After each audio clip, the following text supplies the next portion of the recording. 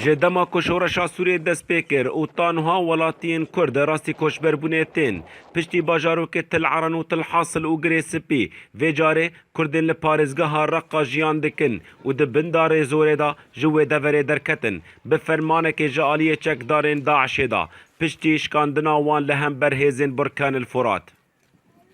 داعش جامعان دا باندکی ملتی کرد اولان ای 100 سالی دا حتی نه رقیت که در که کس دا نمینه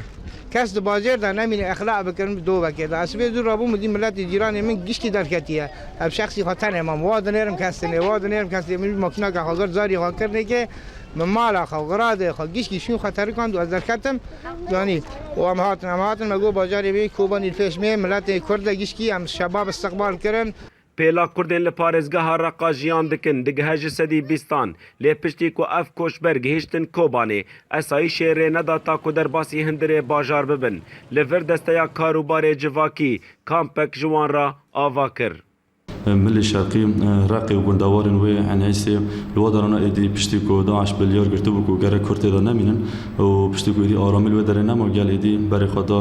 كوباني والودر الكوبان جمزان بري هلوشان شاطن تدا بره قال ده هندور باجر دا ود قامپام دا بتوين كور بجوبا واستاگي مكشاند ما قامپا كنور لگوند عمبت بنوي شي سد دا واكرن وما قال خا دويدر دا بجكر يعني هجمار بحضارن هاتن ايركم من هول ودر بجكريه نزي 305 مالباتيه لگوند قرمو و عمبت انا زێدەترî 500 malbat gihîştiye Kobanê belavbûn li nava gundan û penagehan di va penageha da pêdiviyên jiyanê tên peydakirin li gorî derfetên heyî piştî ku wan her tiştê xwe li dû xwe hîştin.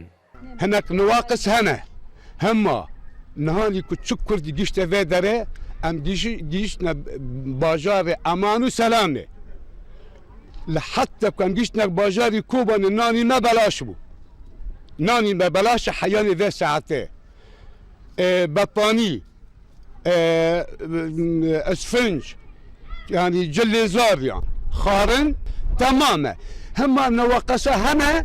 ولكن املوما ناکه تێزانین ku ev welatî çekdarên Daişê neçar kiribûn ta ku derbasî bajarokê tedmir bibin lê ev yek ji aliyê wan va nehat pejrandin. Hêjayî gotinê ye ku piraniya Kurdên li Reqa jiyan dikirin û piştî kontrolkirina wê parêzgehê ji aliyê Rêkberiya Sûrê da tevahî welatiyan jê derket lê tenê di dema niha da tê texmînkirin nêzîkî 20,000 welatiyê Kurd li wê deverê jiyan dike.